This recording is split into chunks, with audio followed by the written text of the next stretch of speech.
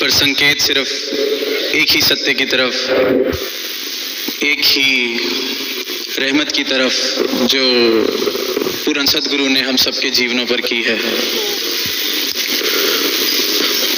और अगर इस रहमत का, इस तरस का एहसास बना रहता है जीवन में, तो फिर भाव चाहे किसी भी रूप से बाहर निकलें, वो भक्तिमय हो जाते हैं। सदगुरु के चरणों की प्रीत अगर हृदय में बसी हुई है तो श्वास श्वास भक्ति का रूप ले लेता है। और फिर इस भक्ति भरे जीवन को जीते हुए जिस तरह समागम से हम निरंतर सुकून की अवस्था का जिक्र सुन रहे हैं, तो वो सुकून भी जीवन में सहज में ही आने लगता है।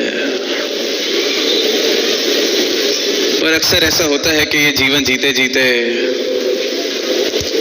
जाने अनजाने में हम बहुत सी ऐसी चीज़ें, बहुत से ऐसे व्यवहार, बहुत से ऐसे स्वभाव हमारे बन जाते हैं जो कब कहाँ मेरे इस भक्ति में मिलावट करने लगती हैं, जहर घोलने लगते हैं। तो ये जो आनंद की अवस्था से मैं कब कहाँ दूर जाता रहता हूँ। तो चंद दिनों से ऐसी एक स्वभाव, ऐसे ही एक व्यवहार, ऐसे ही एक हैबिट जो दास को लगता है कि सबकी ही फेवरेट है, बिल्कुल दिल के करीब, मनपसंद और घर घर में होती है, उसकी तरफ ध्यान गया दास का, जो करके बहुत ही दिल को खुशी भी मिलती है, रुका ही नहीं जाता। तो ऐसे ही गया ध्यान कि ये निंदा सालों साल से, युगों युगों से चेतन संतों ने किया, सदगुरु ने किया कि ये निंदा चुगली नहीं करनी, ये निंदा के रास्ते पे नहीं जाना। वो कहते आए, हम सुनते आए, वो कहते रहते हैं, हम सुनते रहते हैं, पर फिर भी वो रास्ता छूटता नहीं, फिर भी वो कार्य होना बंद नहीं होता। तो ध्यान इसी बात पर गया कि इतना क्या मज़ा है इस बात में, क्यों ये निंदा करते वक्त लगता है कि इतना स्वाद आ रहा है। तो जब इस तरफ गौर करते हैं, ध्यान देते हैं, तो बड़ा साधारण सा उत्तर कि जब मैं निंदा करता हूँ तो मेरे अहंकार को, मेरी मैं को बहुत ही ज़्यादा बड़ा महसूस होता है।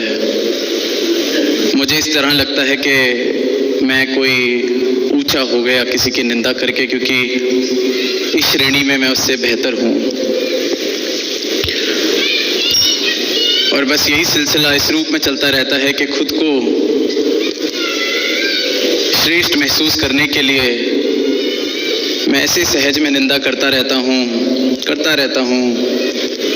और मुझे इस बात का एहसास भी नहीं होता कि ये करते वक्त मैं अहंकार में इतना लीन होना शुरू हो गया कि कब इस निरंकार से, कब सदगुरु के चरणों से मेरी दूरी बन जाती है, मुझे इस बात का एहसास होना बिल्कुल बंद है। तो जो मेरे अहंकार के लिए मिठास है ये निंदा, वो मेरी भक्ति के लिए जहर है। और ये इतनी मीठी है जो पदार्थ निंदा, ये हम करते ही जाते हैं और बिल्कुल इस बात से बेखबर कि असल रूप में तो खुद ही खुशी खुशी जहर पी रहे हैं, पीते ही जा रहे हैं। क्योंकि अपनी लकीर तो मैं बड़ी कर नहीं सकता, तो खुद को सोचता हूँ कि किसी और के बारे में निंदा करके उसकी लकीर छोटी होती है तो मैं तो बड़ा हो गया।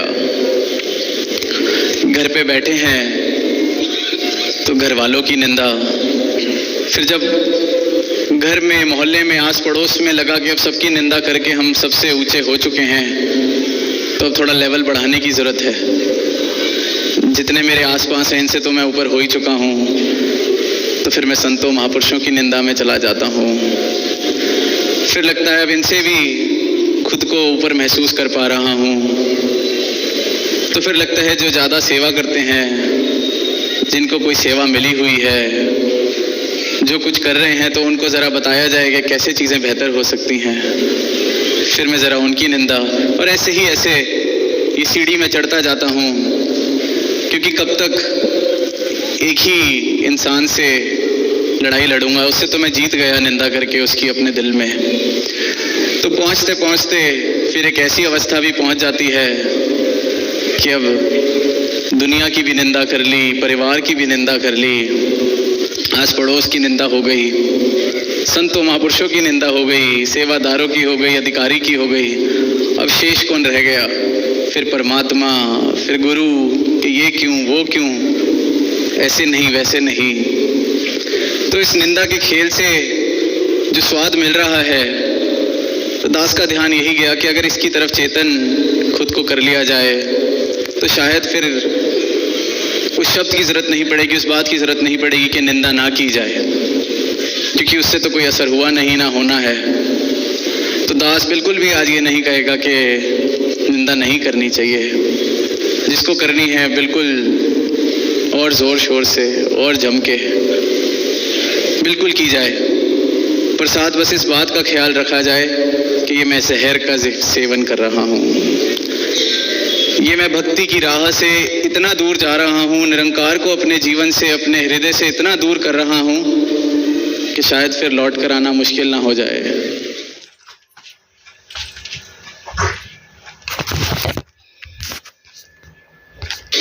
तो निंदा करी जाए, बखूबी करी जाए, जितनी ज़्यादा करी जा सकती है उतनी ज़्यादा करी जाए। पर बस ये बात में शिकायत ना की जाए कि मुझे जहर पीने से रोका क्यों नहीं गया। तो ये जहर है, एक गर्म पतीले पे हाथ रखने से रोका जाता है, पर बच्चा जब तक शायद हाथ नहीं लगाए तब तक उसको मज़ा नहीं आता। तो निंदा ना करी जाए, इस बात का तो कोई असर, क्योंकि युगों युगों से